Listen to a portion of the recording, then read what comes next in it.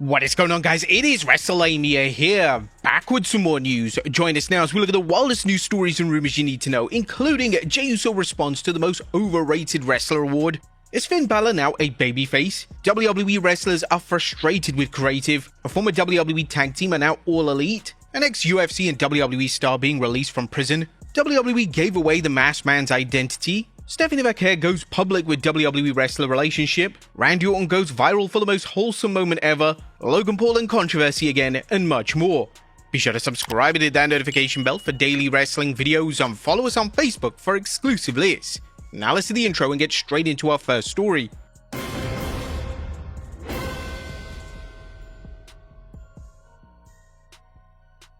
Our first story looks at Jey Uso responds to the most overrated wrestler award. But Jey Uso's 2025 was packed with career-defining moments, but according to Observer newsreaders, it came with plenty of criticism. In the latest fan-voted awards, Jey was named the most overrated wrestler of 2025, pulling in 322 votes.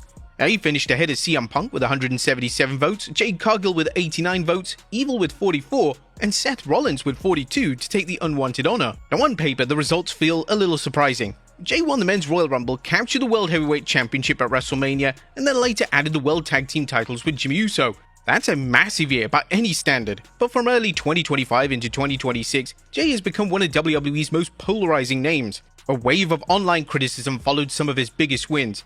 YouTube clips of his Royal Rumble victory, his WrestleMania 41 title win, and even his Raw Battle Royal triumph were flooded with heavy dislike ratios. Many fans felt those moments came at the expense of favorites like LA Knight. For some critics, that push felt forced, as they argue his character leans too heavily on the yeet catchphrase without enough in-ring evolution. It also doesn't help that he's botched numerous times throughout the year, and let's face it, whenever there is a botch, it is a huge story. Others believe WWE have doubled down despite clear resistance online. But is this just an internet thing? As live crowds still react loudly to his entrances, his merchandise continues to sell, and on Instagram, Jey made it clear he's not bothered by the most overrated tag. If anything, he seems to be embracing it.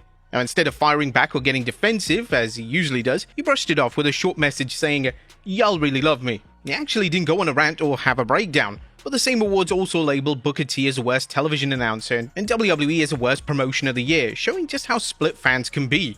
Is he the most overrated wrestler in wrestling right now? Next up is Finn Balor now a babyface. Finn Balor may have just signaled something major about his future, and it didn't happen on television. At a recent WWE live event in Lubbock, Balor took on Javon Evans in a match that quickly became secondary to everything that happened around it. Instead of entering to the Judgment Day theme, Balor caught fans off guard by bringing back his old babyface music, Catch Your Breath, the theme closely tied to his original main roster run. For longtime viewers, that song means more than just nostalgia. It represents a completely different version of Finn Balor. Inside the ring, the shift continued as Balor worked the match as babyface, did his babyface entrance motions, and secured the win. But in the aftermath, he helped Javon Evans to his feet afterward and raised the iconic Too Sweet gesture. This moment didn't feel random, as house shows are often used to test reactions, and this one felt intentional. The overall presentation pointed into one direction, a potential move away from the Judgment Day and now back to being a babyface again. If that's the case, it could lead to a major split, possibly building toward a WrestleMania showdown with Dominic Mysterio. There have even been subtle hints on recent television as during his match with CM Punk, Balor briefly showed babyface tendencies before snapping back into his heel character. If WWE is heading in this direction, the coming weeks should make that shift more obvious on screen. Right now, nothing is official, but between the entrance music change, the in-ring presentation, and the post-match respect shown to Evans, it clearly feels like something is brewing. Next up, WWE wrestlers are frustrated with creative. WrestleMania 42 ticket sales have already led to visible changes, including a 25% discount promotion now being offered at the Allegiant Stadium in Las Vegas. But a bigger conversation is happening behind the scenes. After reports surfaced that TKO officials were unhappy with the current pace of ticket distribution, Sean Ross Sapp was asked directly whether the concern is real within WWE. According to Sapp, it absolutely is. Speaking during a Fightful Select Q&A, he mentioned, yeah, there is. There's certainly some people that wish that the creative would do better, as in ticket sales would do better. I reported extensively on the comp situation and how many talent were just so frustrated, especially now that the tickets aren't moving, that they're not able to get comps to the degree that they did. The issue of reduced ticket comps has reportedly been frustrating talent for months. Wrestlers who previously had easier access to complimentary tickets for friends and family have seen that access tighten up. With tickets now moving slower than expected, that frustration has intensified. Sapp added that some performers are no longer relying on company policy and are instead negotiating those perks directly into their contracts. I will say it's loosened up a little bit. I've just waited for the day that I hear talent say, we're just all working it into our deals. Some of them are and some of them were. I think it was even Roman Reigns who advised some wrestlers like, if you want it, don't expect it, work it into your contract. And that's what a lot of wrestlers are doing now. Now, if talent are formally negotiating ticket comps into their deals, it signals that this is more than just a minor inconvenience. It's become a contractual consideration. With ticket distribution trailing last year's pace, internal concern appears to be shifting towards structural adjustments rather than quiet frustration. Right now, WWE is probably continuing to change the plans as we go along throughout the month. Hell, they could have even already changed the plans for Elimination Chamber leading up to WrestleMania. One thing is definitely clear right now, Triple H was not happy with the original plans, but flip-flopping them every single week isn't going to help either. We're in February, WWE really should have concrete plans for WrestleMania in place right now. If they don't, the show is in trouble. Next up, an ex-WWE and UFC star being released from prison. Now it seems that former UFC heavyweight champion and former WWE star Cain Velasquez is expected to be released on parole on February 15th. Velasquez has actually been in custody since 2022 after being charged in connection with a shooting incident stemming from allegations that a man Harry Galate Jr. had molested his young son. This led to Velasquez carrying out the high-speed chase and shooting, during which he wounded an unrelated individual rather than the intended target. Velasquez ultimately avoided a potential life sentence by accepting a plea deal and was given a 5-year prison sentence. With time already served and possible reductions for good behavior, his release has come earlier than the full term. Whilst he's expected to leave prison, Velasquez will still face several years of supervised parole. And yes, he is a former WWE star. He didn't exactly go on main event and face Apollo Crews in a match. He faced Brock Lesnar at a major pay-per-view. Next up, our former WWE tag team are now All Elite. Now, after losing the Knockouts Tag Team Championships to the Elegance brand last month, the Inspiration parted ways with TNA, and now the AEW rumors started almost immediately. Many expected them to show up at AEW Grand Slam Australia. That didn't happen. But later the same day, the duo appeared at AEW House Rules in Brisbane, Australia, and that's where the speculation officially ended. The former TNA Knockout Tag Team Champions made their AEW debut competing against Frankie B and Aisha.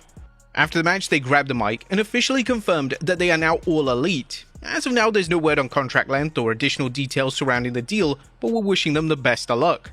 Next up, WWE gave away the Masked Man's identity. A speculation is growing that Grayson Waller may have been the masked man who attacked Austin Theory on last week's Raw. Many fans believe they spotted a detail that truly gives it away. After Raw, screenshots began circulating online and viewers zoomed in on the attacker's footwear, a specific pair of black shoes. What was the reason it stood out? Well, Waller was seen wearing the exact same style during Clash in Paris weekend. Side-by-side comparisons quickly made the rounds, with many pointing out that the match looked too exact to be a coincidence. That's also worth noting from a storyline perspective, WWE will eventually reveal the real attacker to be Seth Rollins as part of a larger creative direction. However, based on the details fans have highlighted, particularly the footwear comparison, many believe that Grayson Waller was the one who actually carried the attack out during the segment.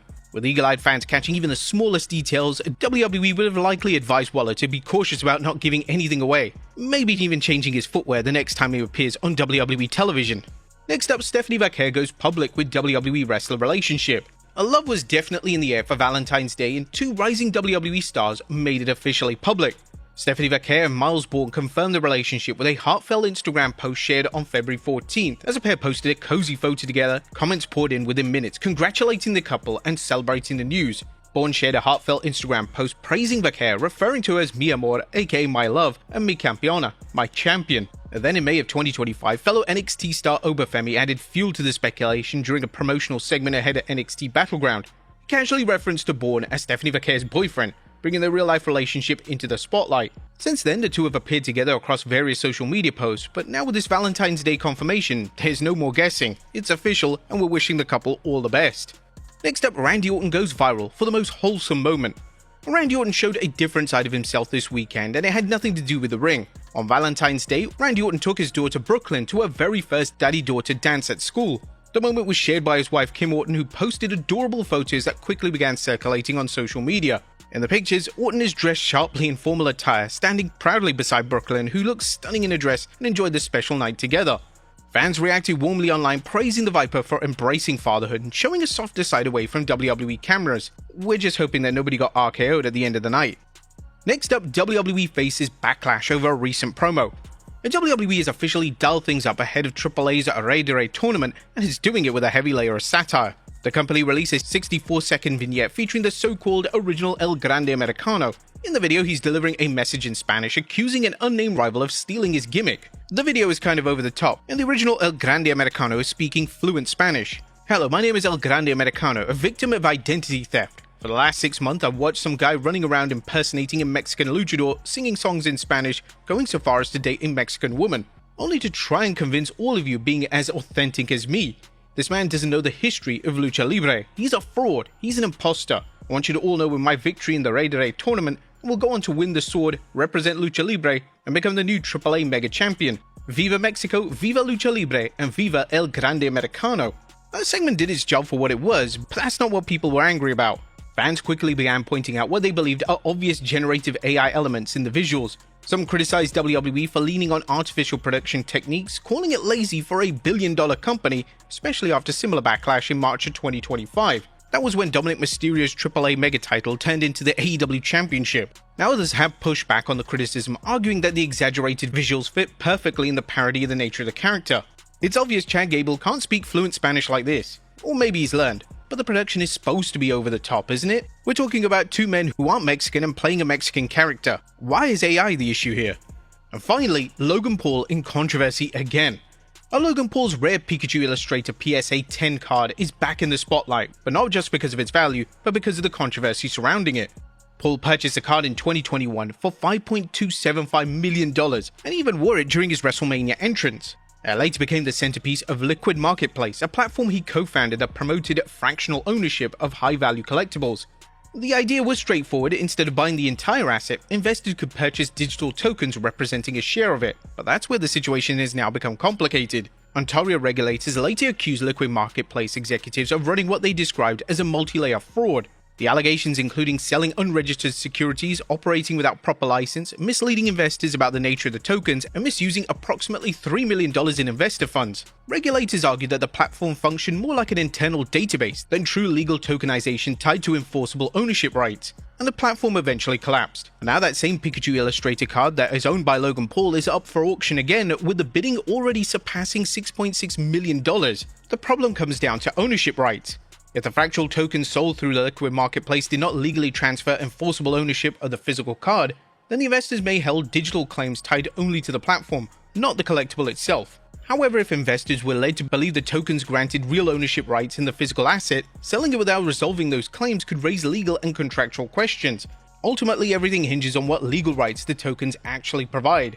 So can people sue? Well, potentially yes, but it depends on what was promised and what can be proven. Investors could pursue action if they were misled, if the tokens qualify as unregistered securities, or if funds were misused. As such, backlash has now gone straight to Logan Paul. When Logan Paul put up a post on X saying, "Goodbye my friend, what a privilege it's been to be the owner of the greatest collectible in the world," a user wrote beneath it, "When will I get my share of the sale price given I was a fractional owner, Logan?" Logan ended up blocking him. So could Logan again be in trouble and be sued again? Logan Paul has been no stranger to controversy before, as the whole Crypto Zoo scandal led to a huge lawsuit.